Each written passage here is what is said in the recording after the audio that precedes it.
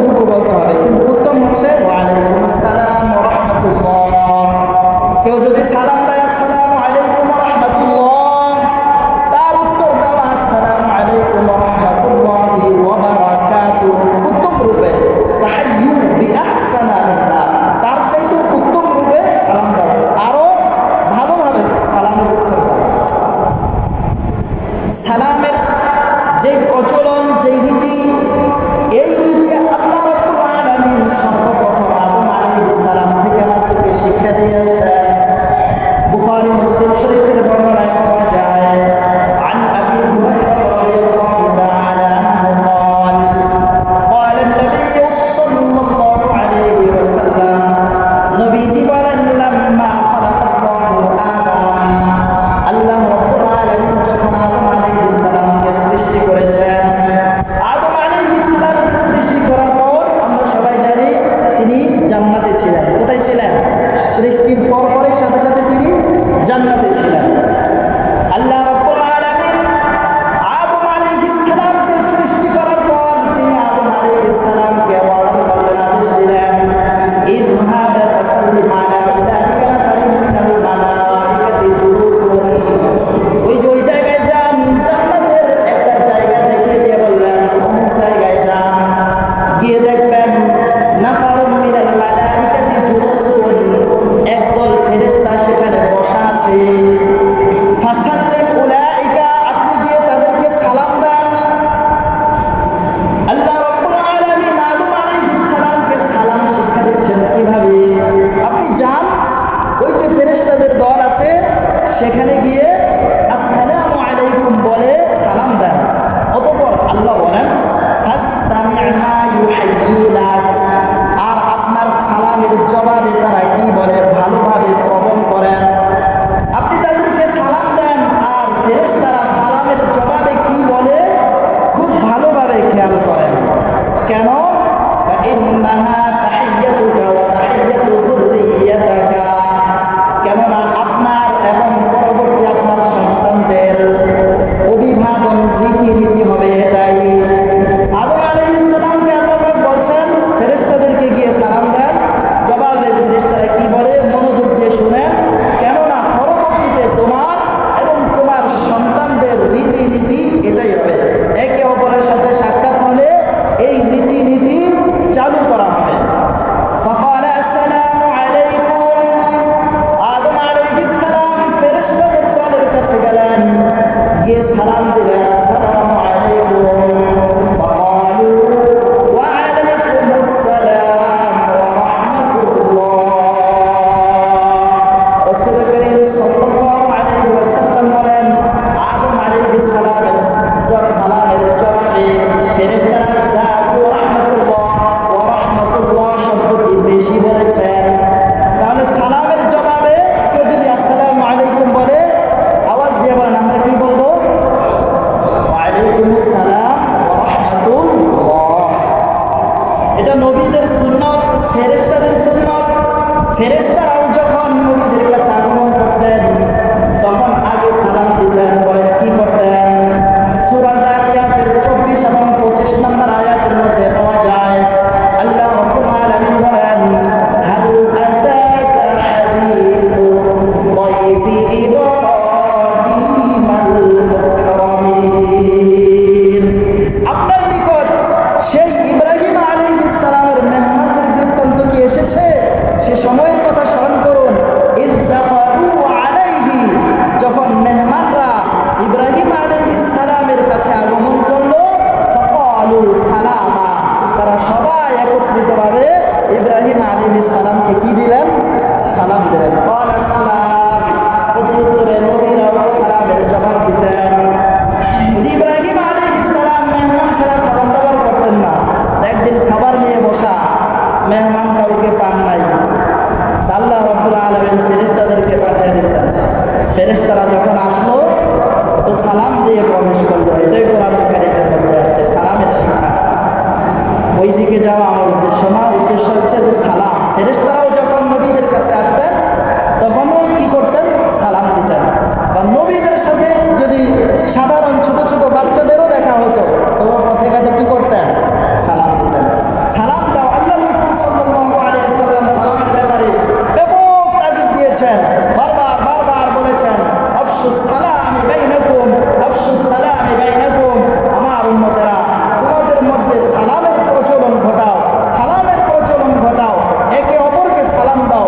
আলা মান আরাফতা ওয়া মান লাম তারিফ, চিনো আর না চিনো, যদি বুঝো লোকটা মুসলমান, তাহলে সাথে সাথে কি করো?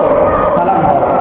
তিরমিজি শরীফের বর্ণনা, আল্লাহ রাসূল সাল্লাল্লাহু আলাইহি ওয়াসাল্লামের নিকট এক ব্যক্তি এসে জিজ্ঞাসা করলেন, ওগো আল্লাহর রাসূল, আইয়ুল ইসলামি খায়রুন, আইয়ুল ইসলামি খায়রুন, ইসলামের মধ্যে সর্বোত্তম কাজ কোনটি জানতে চাই।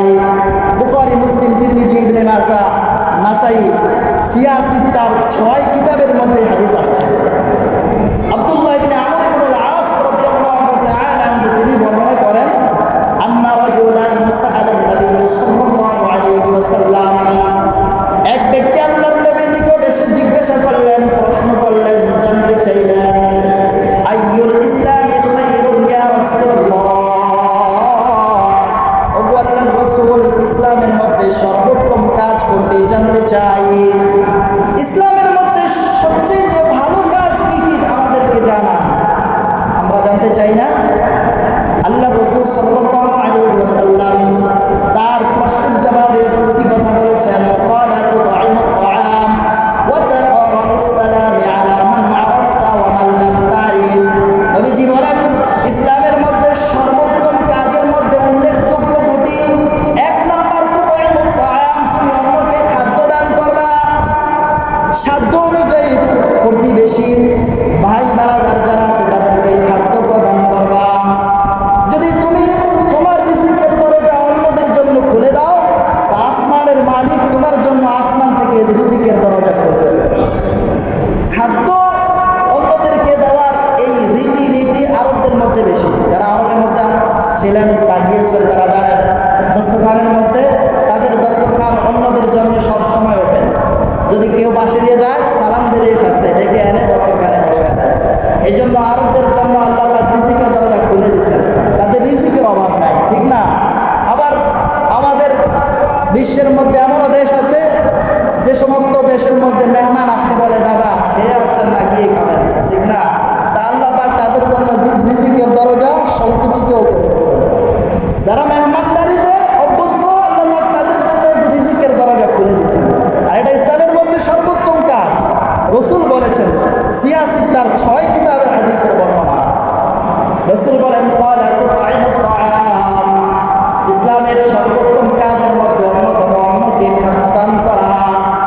দ্বিতীয় কাজ হচ্ছে ওয়া তাকরাউস সালাম আলা মান আরাফতা ওয়া মান লাম তারিফ, পরিচিত অপরিচিত সবাইকে গণহারে সালাম করা, সালাম দেওয়া। তুমি চিনো আর না চিনো, সালাম দাও। ছোট আর বড় সবাইকে কি করো? সালাম দাও। আমাদের মধ্যে একটা রেওয়াজ চলে আসছে যে আমি বড়, আমাকে সালাম দিবে। আমি কেন দেব? আমি ইমাম, উনি মুসল্লি না আমাকে সালাম দিবে, ঠিক না? আমি আলেম, উনি সাধারণ, উনি না আমাকে সালাম দিবে। আমি মুরব্বী, আমি পয়সাওয়ালা, উনি গরিব, হ্যাঁ না আমার সালাম দেবে, ঠিক না? আমি প্যাসেঞ্জার, ও রিক্সাওয়ালা, হ্যাঁ না আমার সালাম দেব, আমি কেন দেব? এরকম একটা ধ্যান ধারণা আমার মধ্যে আছে, আমাদের মধ্যে আছে। অনেকে তো বলেই ফেলে, বিশেষ করে কিছু মুরব্বীরা আছে মাদ্রাসার ছাত্রদেরকে দেখলে ডাক দিয়া ধরে ধরে বলে, এই মিয়া মাদ্রাসায় সালাম শিখায় না, সালাম দাও না যে? আপনি নিজে দেওয়ার কথা সালাম, আপনি অন্যকে কেন বলেন? এরকম একটা ঘটনা, ছোট্ট একটা ঘটনা বলি, আমি আলোচনার মধ্যে ঘটনা কম বলি। আমি যখন ঢাকা মোহাম্মদপুরে পড়ি, তখন আসরের পরে একটা সময় থাকে খেলাধুলা, হাঁটাহাঁটি করা। আসরের পরে এক দোকানে ঢুকলাম চা খাওয়ার জন্য, চা নাস্তা করার জন্য। এটা মাদ্রাসার ছাত্রদের চা নাস্তা খাওয়ার সময়। তো দেখলাম ভিতরে একজন মুরব্বী আছে, তো সালাম দিয়ে ঢুকলাম। তো কিছুক্ষণ পরে দেখলাম উনি মাশাআল্লাহ মোমবাতি ধরাইছে, বুঝুন তো, বিড়ি ধরাইছে, বসে বসে বিড়ি টানছে। কিছুক্ষণ পর আমারই এক সহপাঠী, এক ছাত্র ভাই ওই দোকানে ঢুকলেন। ঢুকার পরে আল্লাহর বান্দা ছাত্র ভাই, ওই ওনারা দেখতে মুসলমানের মতনও দেখা যায় না। তো ওই ছাত্র ভাই ঢুকার পরে ওই মাদ্রাসার ছাত্রকে ওই মুরব্বী বেড়ি টানতেছে আর ধমকাচ্ছে, কি হুজুর মাদ্রাসায় সালাম শিখায় না, সালাম কালাম দেন না? তখন চিন্তা করলাম, এই লোকটা এক তো বিড়ি টারে, আরেক মাদ্রাসার ছাত্রকে, আমার সহপাঠী, ওনাকে ধমকাচ্ছে, সালাম দেয় না কেন? তো ওনাকে কিছু বলা দরকার, কিছু না বললে অজ্ঞরা সবসময় মূর্খই থেকে যাবে, ঠিক না? তখন ওনাকে বললাম, মুরব্বী মাদ্রাসায় উস্তাদেরা সালাম শিখাইছে, মুসলমানের সাথে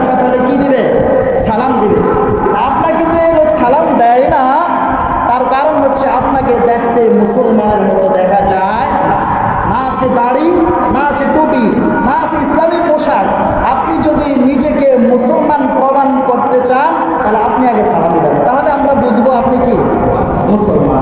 কারণ আপনার মুখেও দাড়ি নাই, মাথায়ও টুপি নাই, কোনোদিন মসজিদেও দেখি নাই, তা আপনি যে মুসলমান দেখতেও বোঝা যায় না।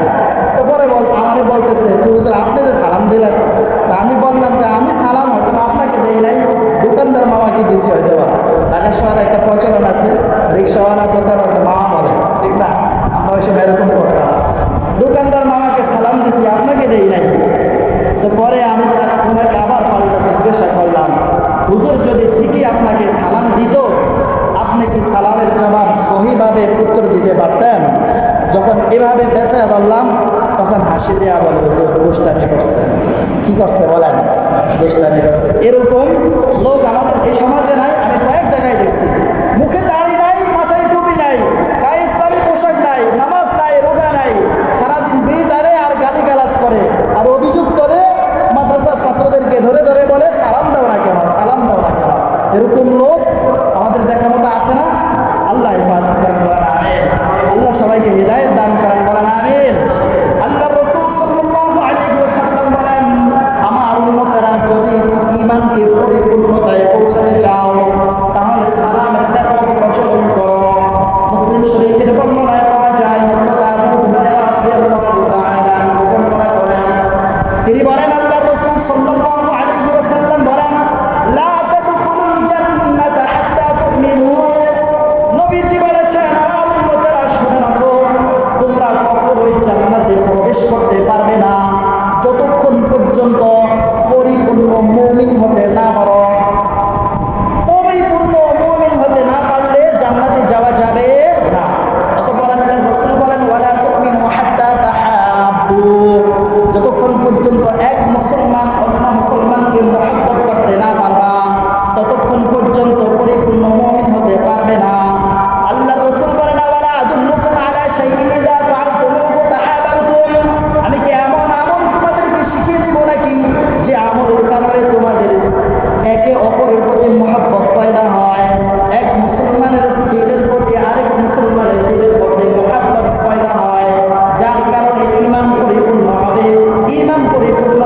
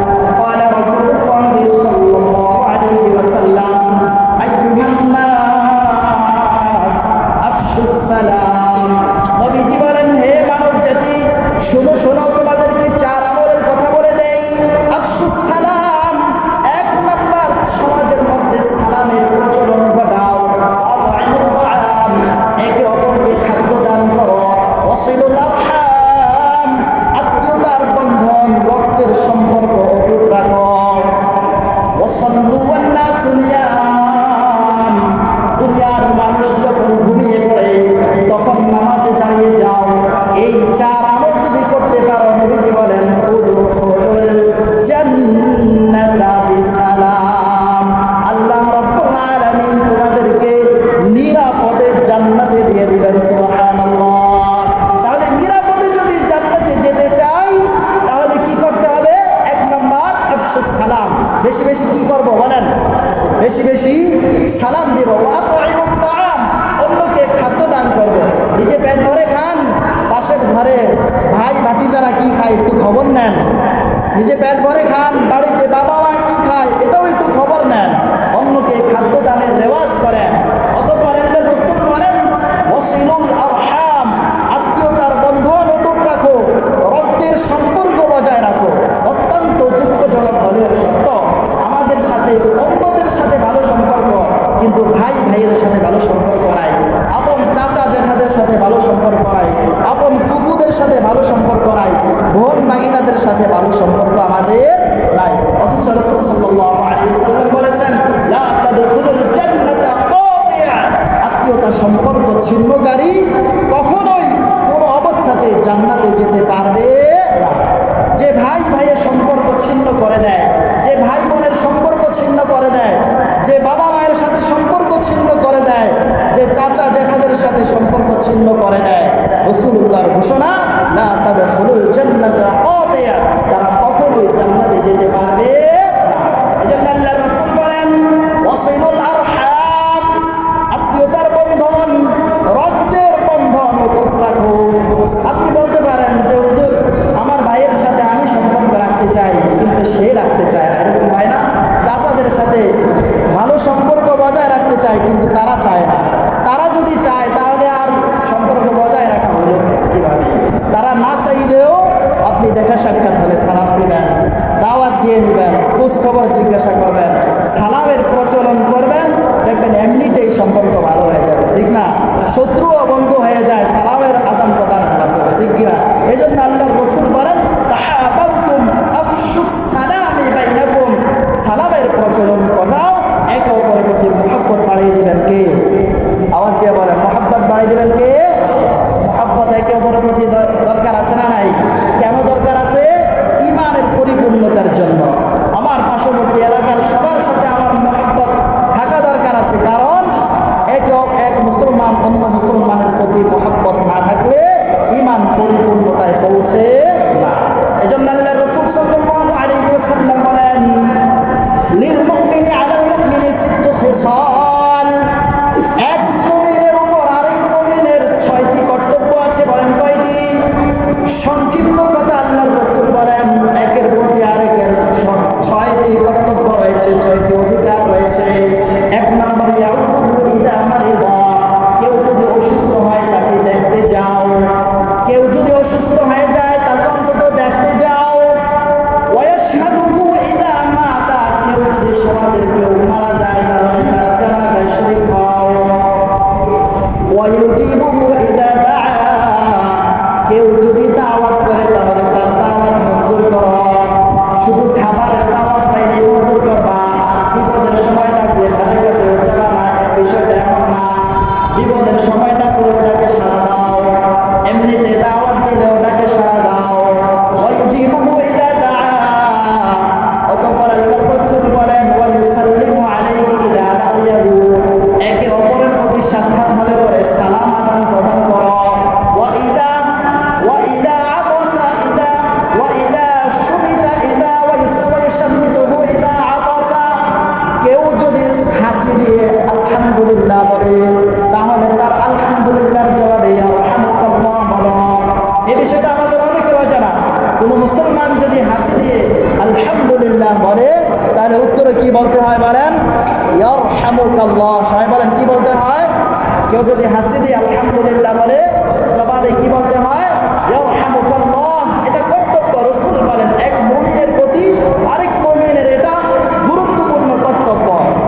6 নাম্বার রাসূল বলেন ওয়ায়ানসাহু লাহু ইযা গাবা আও শাহিদা, এক মুসলমানের প্রতি আরেক মুসলমান কল্যাণ কামনা করো।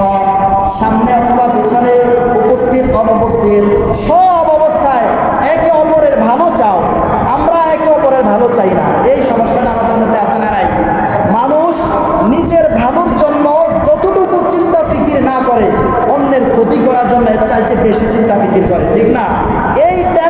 শেষ। আরেকজন যে ভালো চলে, ভালো খায়, ভালো অবস্থানে চলে গেছে, কিভাবে গেল এই টেনশনে শেষ। হিংসা, ঠিক না? এই হিংসা আমাদের মধ্যে আছে না নাই? আল্লাহর রাসূল বলেন এটা অন্যায়, এটা অপরাধ। তুমি সর্ব অবস্থায় অন্যের ভালো কামনা করবে, অন্যের ভালো চাইবে, সামনে অথবা পিছনে। কিছু লোক আছে সামনে সামনে ভালো, আবার পিছনে গেলে বদনাম, আছে না নাই? রাসূল বলেন এটা মুনাফিকের আলামত, এটা করবা না। যদি পরিপূর্ণ মুমিন হতে চাও, এক মুসলমানের জন্য আরেক মুসলমান কল্যাণ কামনা করো, দোয়া করো। এক মুসলমানের জন্য আরেক মুসলমান কল্যাণের দোয়া করো। পারবো না ইনশাআল্লাহ? সালাম দিব, একের সাথে আরেকের সাক্ষাৎ হলে কি বলবো বলেন? আসসালামু আলাইকুম। নাকি আপনি দিলেন না কেন এই সমালোচনা করব? বলেন কি করব আমরা? যে আগে সালাম দেয় তার দাম বেশি। বলেন যে আগে সালাম দেয় তার দাম বেশি। ইমাম মুসল্লিদেরকে সালাম দিবে, মুসল্লিরা ইমামকে সালাম দিবে, বাবা সন্তানকে সালাম দিবে, সন্তান বাবাকে সালাম